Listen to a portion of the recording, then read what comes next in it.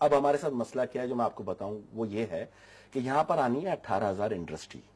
اگر آپ China visit کریں اور آپ چائنا میں دیکھیں گے تو چائنا کے تمام اخبارات کے اندر اس چیز کی واضح نشانیاں آ رہی ہیں کہ وہاں سے انڈسٹریاں ڈائیورٹ ہونا شروع ہو رہی ہے, اور اس کی بنیادی وجہ یہ کہ ہمارے پاس لیبر سب سے چیپ ہے.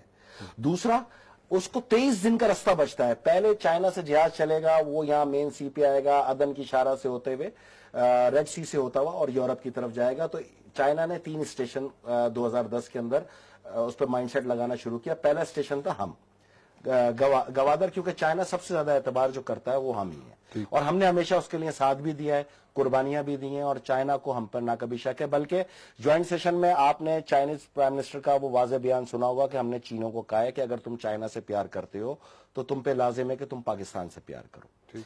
تو یہ ہماری ڈیپ سوچ تھی چائنا کے ساتھ. دوسرا میں آپ کو یہ بتاؤں کہ پہلے تھے ہم, دوسرا تھا چابہار ایران کا. چونکہ ایران پہ پابندیاں تھیں اس وقت, اس لیے چائنا نے اس طرف اپنے آپ کو موڑنا سوچنے کے بجائے آپشن 3 کے طور پہ لیا عدن اور ایتھوپیا. ایتھوپیا میں اگر آپ اس وقت صورتحال دیکھیں کہ وہ ایتھوپیا جن کی پسلیاں نظر آتی تھی خوراک نہ ہوتے ہوئے, وہ اس وقت تجارتی طور پہ مضبوط ہوتا جا رہا ہے. اس کی بنیادی وجہ وہاں چائنا کی بڑھتی انویسٹمنٹ تھی, اور عدن پہ سارا مائنڈ سیٹ کا یہ حملہ بھی اسی سلسلے کی ایک کڑی ہے. کیونکہ الجوف کے اندر ایک کنواں جو 2013 کے اندر کھدا تیل کا, آپ کو یہ میں بتاتا چلوں کہ یمن کے اندر سب سے زیادہ تیل کے ریزرو ہیں, اور اس ایک واحد کنویں سے 2 لاکھ بیرل یومیہ کا تیل نکلنا شروع ہوا, جس کے بعد وہ جو سک کیا جا رہا تھا تیل آرامکو کی کمپنی کی جانب سے, اس کو خطرات لاحق ہوئے, اور ایک بین الاقوامی سازش پہ اقوام متحدہ کے معاہدے کے باوجود ایک غیر سیاسی مہم کے اندر وہاں کی ایک جمہوری حکومت کے سیٹ اپ کو چینج کرتے ہوئے, معاہدے کو تذلیل کرتے ہوئے وہاں حملہ کیا, اور اقوام متحدہ نے اس پہ خاموشی اختیار کی. اب آپ دیکھیں کہ جیسی آپ کا ملٹری چیف, پہلے تو میں آپ کو بتاؤں کہ آپ اگر بجٹ اٹھا کے دیکھیں 2015 کا, تو کوئی بھی چیز ہوتی ہے نا رانا صاحب, اگر آپ بنا رہے ہو تو اس کا ایک بجٹ طے کرتے ہو. آپ بھی اپنے گھر کا ایک بجٹ طے کریں گے کہ مجھے اس طرح چلنا ہے اور مجھے اس طرح بنانا ہے. تو ایکچوئل جب آپ مملکت چلاتے ہو تو اس کی ہر چیز کو آپ بجٹ میں ڈکلیئر کرتے ہو. ایک طرف 64 ارب ڈالر کی انویسٹمنٹ جو چائنا سے آپ کی طرف روانہ ہونا شروع ہوئی, اور جس کی ڈیولپمنٹ آپ تیزی سے دیکھتے جا رہے ہیں, اس کو یکسر ختم کر دیا گیا.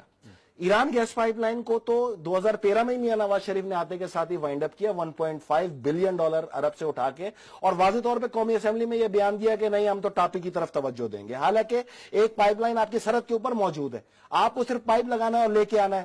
تو آپ نے اس طرف توجہ دینے کے بجائے اس کو بھی اپنے 2015 کے بجٹ سے مائنس کیا. حتیٰ کہ آپ کو جان کے حیرت ہوگی کہ اس بجٹ کے اندر گوادر پورٹ کی تشریح تو ہے, لیکن روپیہ ایک بھی مختص نہیں کیا انہوں نے. تو اس کے یہ بین الاقوامی فورسز کو ایک پیغام گیا, خاص طور پہ چائنا, ایران اور رشیا کو, کہ آپ اس کے اندر انٹرسٹڈ نہیں ہو. ایسے وقت میں پاکستان کے ملٹری چیف کا وہ تاریخی فیصلہ سامنے آیا, اور وہ تاریخی بیان سامنے آیا کہ اب یہ پروجیکٹ فوج کمپلیٹ کرے گی. در حقیقت یہ ان قوتوں کو یہ پیغام دینا تھا کہ اوکے ٹھیک ہے, اب یہ پروجیکٹ ہم لے کے چلیں گے اگر یہ پاکستان کے گھسبیٹھیے سیاستدان بیرونی پریشر پہ روکنے کی کوشش کر رہے ہیں. اس کے ساتھ ہی آپ اگر توجہ دیں گے تو آپ یہ دیکھیں گے کہ جو چائنا کا انفلوئنس بہت تیزی سے افغانستان کے راستے جا رہا تھا, جو میں آپ کو بتا رہا ہوں کہ اس کا پلان بھی ہے افغانستان اور چابہار, کیونکہ 2900 کلومیٹر اور 1700 کلومیٹر میں بڑا طویل فرق ہوتا ہے, اور اس کا جو ایکچوئل ڈسٹینس ہے وہ افغانستان کے اندر ہے, جو خطرات سے پورتا ہے. لیکن پرامن افغانستان کی ایک مہم شروع ہوئی, اور وہ اس میں بہت تیزی سے کامیابی کی طرف گامزن ہے. ہمیں بھی کوئی اعتراض نہیں اگر وہ پرامن ہو, لیکن ہم تو یہ کہتے ہیں پہلے یہ 1 کروڑ افغانی جو ہمارے یہاں, یہ تو لے جائیے آپ. رانا صاحب ایکچوئل جو یہ پروجیکٹ ہے, یہ دنیا کی تاریخ کا, میں نے اب تک جتنی دنیا کی تاریخ پڑھی ہے اس سے بڑا ماسٹر پیس نہیں ہے. یہ دنیا کا وہ عظیم پروجیکٹ ہے جس سے 80% دنیا کا کیش فلو کا راستہ ہی ہم پاکستان ہوں گے. اسی بیس کے اوپر میں نے کہا تھا کہ آنے والے وقت میں آپ کے بچے بھی ڈالروں سے ناک صاف کریں گے. پیسے کی اتنی بہتات ہوگی یہاں پر کہ جو یہ لوگ ٹوئٹا اور ہونڈا خریدنے کے چکر میں رہتے ہیں نا, یہ ایک دوسرے کے ساتھ بیٹھ کے بولیں گے میں نے 12 سیٹر کا جہاز لیا یا میں نے 18 سیٹر کا جہاز لیا. اس کی وجہ یہ کہ $176 بلین خود ایک ورت رکھتا ہے.